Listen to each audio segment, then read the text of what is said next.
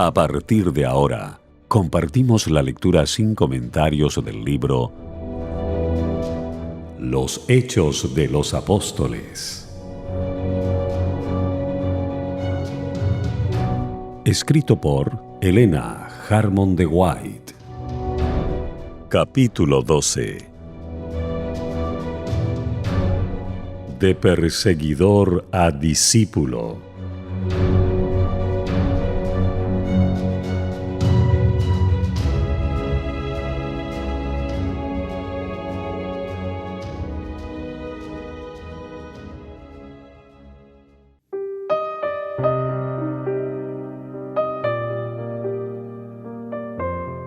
Saulo de Tarso sobresalía entre los dignatarios judíos que se habían excitado por el éxito de la proclamación del Evangelio.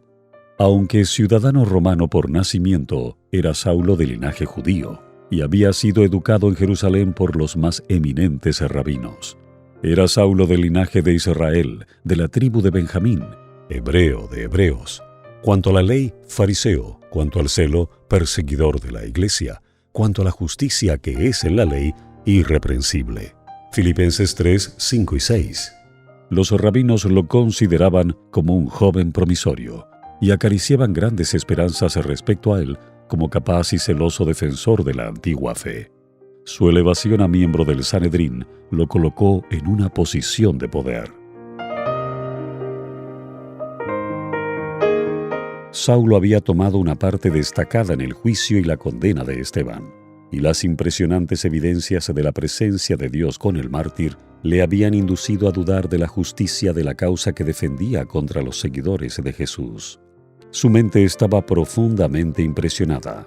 En su perplejidad se dirigió a aquellos en cuya sabiduría y juicio tenía plena confianza.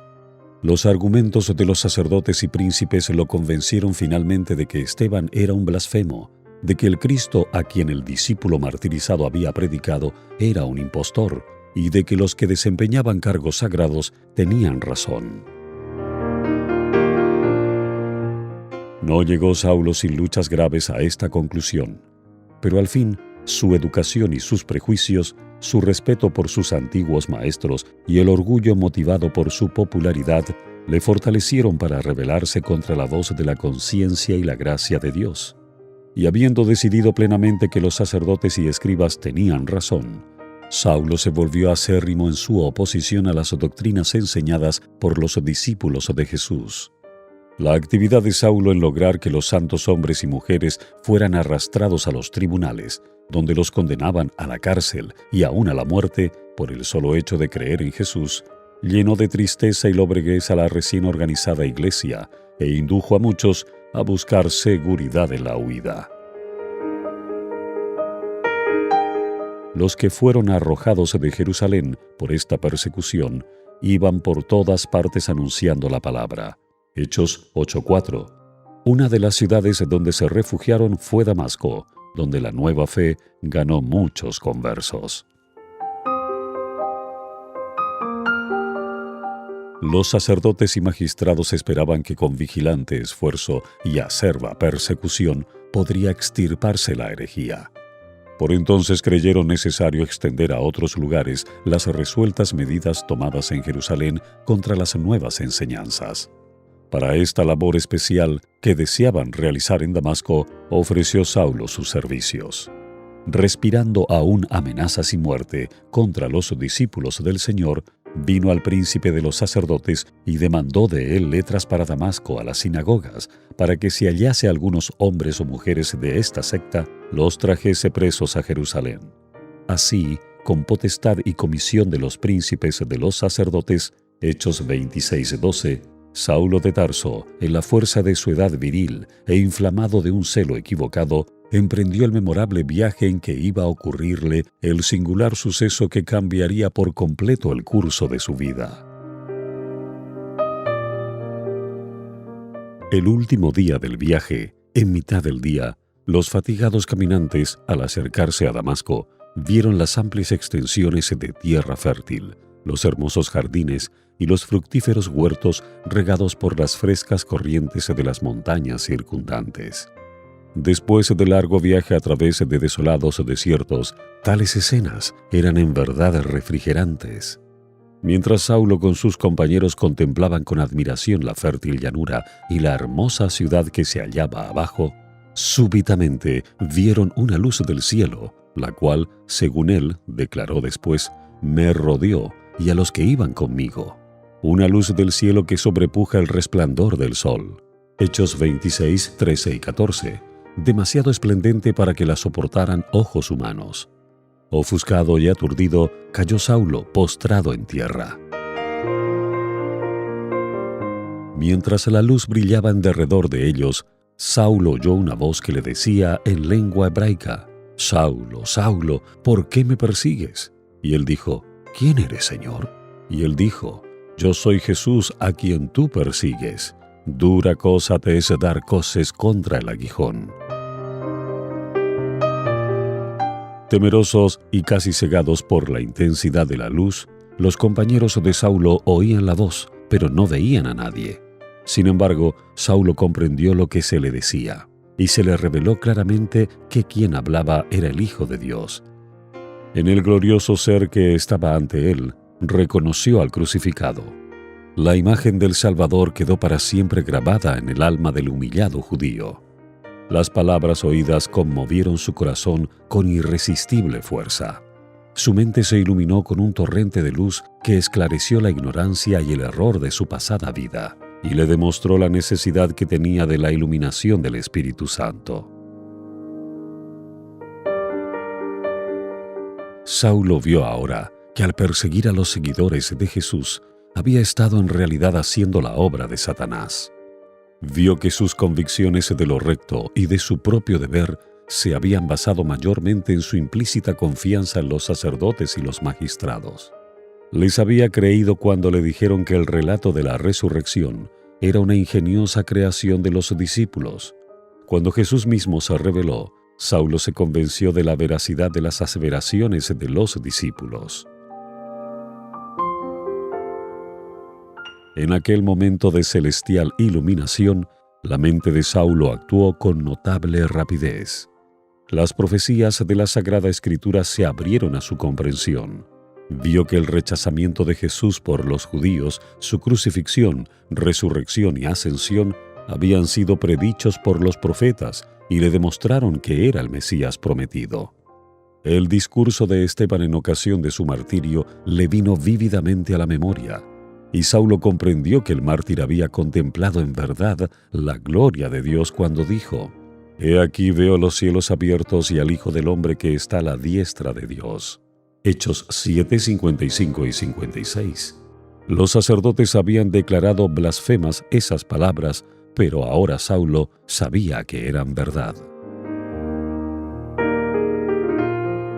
¡Qué revelación fue todo esto para el perseguidor! Ahora Saulo sabía con toda seguridad que el prometido Mesías había venido a la tierra en la persona de Jesús de Nazaret, y que aquellos a quienes había venido a salvar le habían rechazado y crucificado. También sabía que el Salvador había resucitado triunfante de la tumba y ascendido a los cielos. En aquel momento de divina revelación, recordó Saulo, aterrorizado, que con su consentimiento había sido sacrificado Esteban por dar testimonio del Salvador crucificado y resucitado, y que después fue instrumento para que muchos otros dignos discípulos de Jesús encontrasen la muerte por cruel persecución. El Salvador había hablado a Saulo mediante Esteban, cuyo claro razonamiento no podía ser refutado. El erudito judío vio el rostro del mártir reflejando la luz de la gloria de Cristo, de modo que parecía como el rostro de un ángel. Hechos 6:15. Presenció la longanimidad de Esteban para con sus enemigos y el perdón que les concedió. Presenció también la fortaleza y la alegre resignación de muchos a quienes él había hecho atormentar y afligir. Hasta vio a algunos entregar la vida con regocijo por causa de su fe. Todas estas cosas impresionaron mucho a Saulo, y a veces casi abrumaron su mente con la convicción de que Jesús era el Mesías prometido. En esas ocasiones luchó noches enteras contra esa convicción, y siempre terminó por creer que Jesús no era el Mesías y que sus seguidores eran ilusos fanáticos. Ahora Cristo le hablaba con su propia voz, diciendo: «Saulo, Saulo, ¿por qué me persigues?». Y la pregunta: «¿Quién eres, Señor?», fue contestada por la misma voz: «Yo soy Jesús, a quien tú persigues». Cristo se identifica aquí con su pueblo.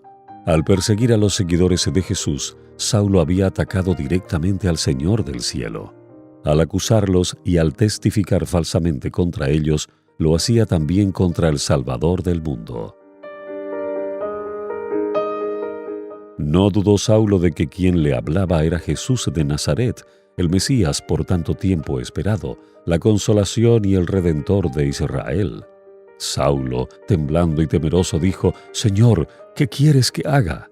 Y el Señor le dice: «Levántate y entra en la ciudad, y se te dirá lo que te conviene hacer». Cuando se desvaneció el resplandor y Saulo se levantó del suelo, se halló totalmente privado de la vista.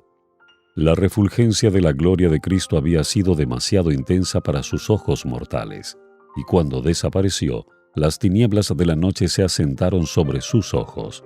Creyó que esta ceguera era el castigo de Dios por su cruel persecución de los seguidores de Jesús. En terribles tinieblas palpaba en derredor, y sus compañeros, con temor y asombro, llevándole por la mano, metiéronle en Damasco.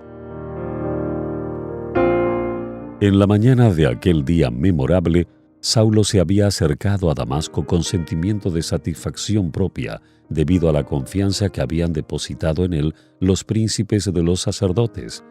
Se le habían confiado graves responsabilidades. Se le había dado la comisión de que promoviese los intereses de la religión judía, poniendo coto, si fuera posible, a la extensión de la nueva fe en Damasco. Estaba resuelto a ver coronada de éxito su misión y había contemplado con ansiosa expectación los sucesos que aguardaba.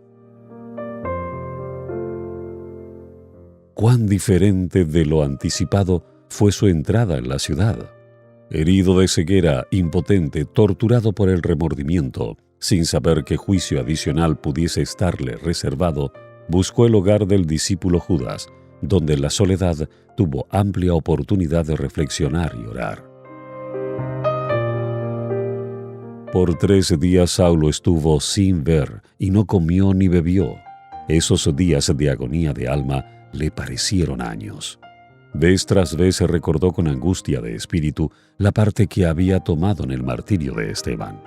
Con horror pensaba en la culpa en que había incurrido al dejarse dominar por la malicia y el prejuicio de los sacerdotes y gobernantes, aun cuando el rostro de Esteban había sido iluminado con el brillo del cielo.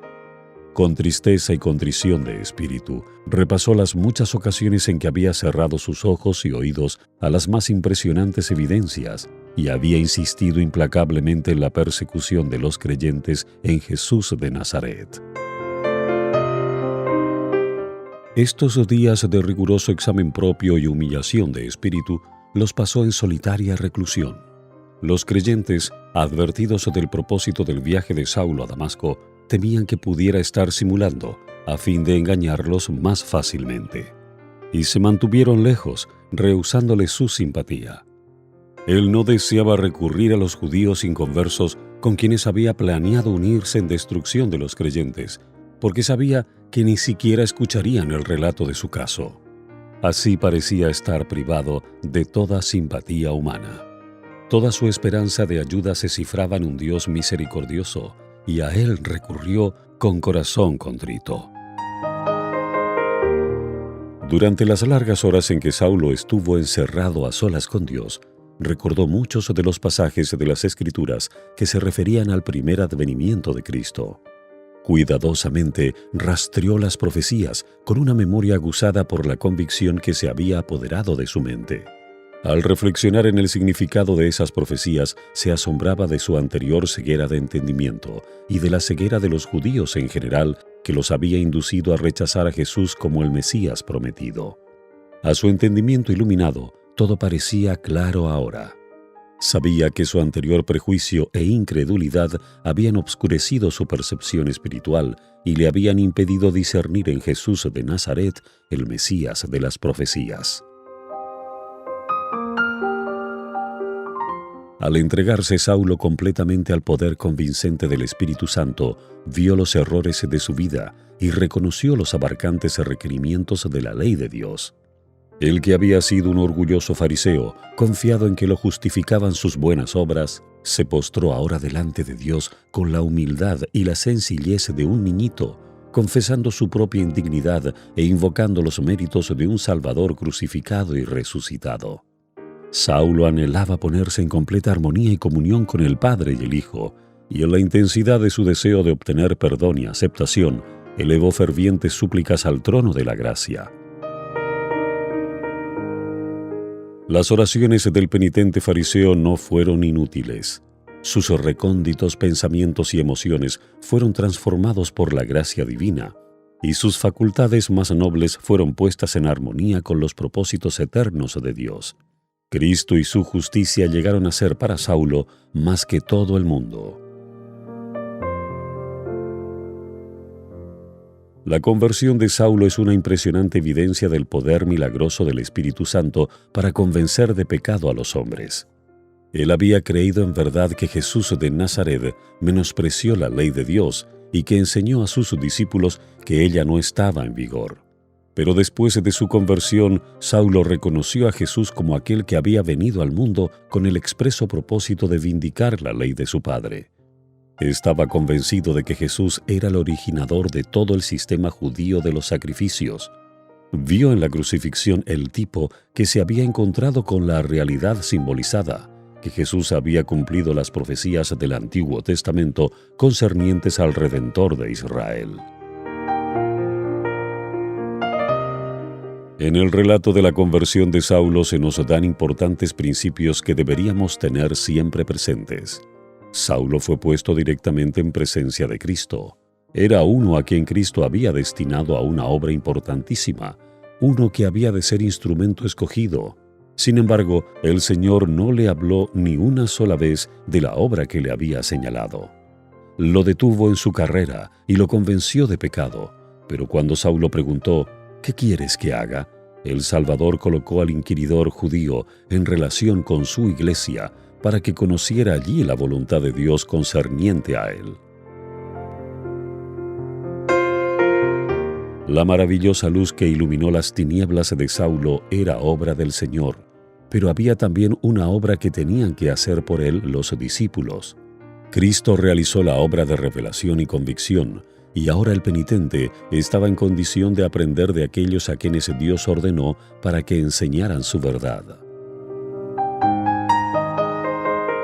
Mientras Saulo continuaba solo orando y suplicando en la casa de Judas, el Señor le apareció en visión a un discípulo en Damasco llamado Ananías y le dijo que Saulo de Tarso estaba orando y que necesitaba ayuda. «Levántate y ve a la calle que se llama La Derecha», dijo el mensajero celestial, «y busca en casa de Judas a uno llamado Saulo de Tarso, porque he aquí, él ora, y ha visto en visión un varón llamado Ananías, que entra y le pone la mano encima para que reciba la vista». Apenas podía creer Ananías las palabras del ángel, porque los informes de la acerba persecución de Saulo contra los santos de Jerusalén se habían esparcido extensamente. Se aventuró a protestar: «Señor, he oído a muchos acerca de este hombre. ¿Cuántos males ha hecho a tus santos en Jerusalén? Y aún aquí tiene facultad de los príncipes de los sacerdotes de prender a todos los que invocan tu nombre». Pero la orden fue imperativa: «Ve, porque instrumento escogido me es este para que lleve mi nombre en presencia de los gentiles y de reyes y de los hijos de Israel». Obediente a la indicación del ángel, Ananías buscó al hombre que hacía solo poco respiraba amenazas contra todos los que creían en el nombre de Jesús, y poniendo sus manos sobre la cabeza del dolorido penitente, dijo: «Saulo, hermano, El Señor Jesús, que te apareció en el camino por donde venías, me ha enviado para que recibas la vista y seas lleno del Espíritu Santo». Y luego le cayeron de los ojos como escamas, y recibió al punto la vista, y levantándose fue bautizado.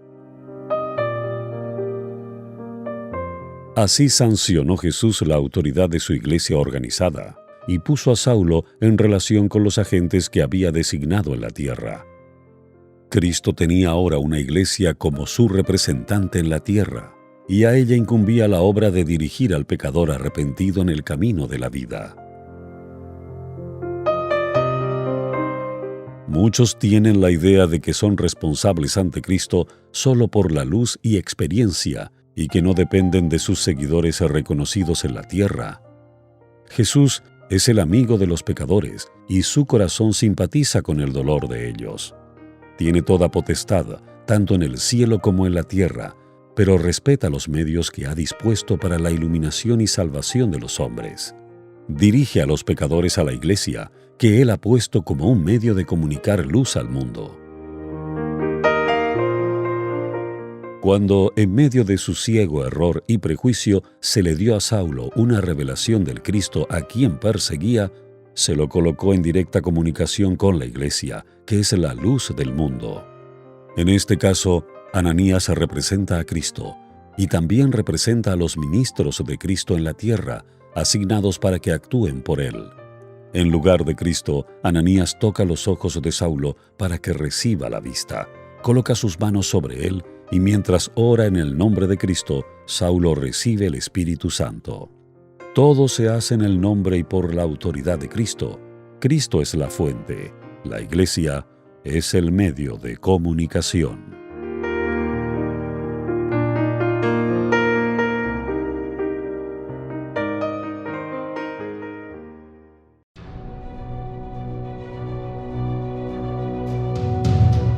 Hemos presentado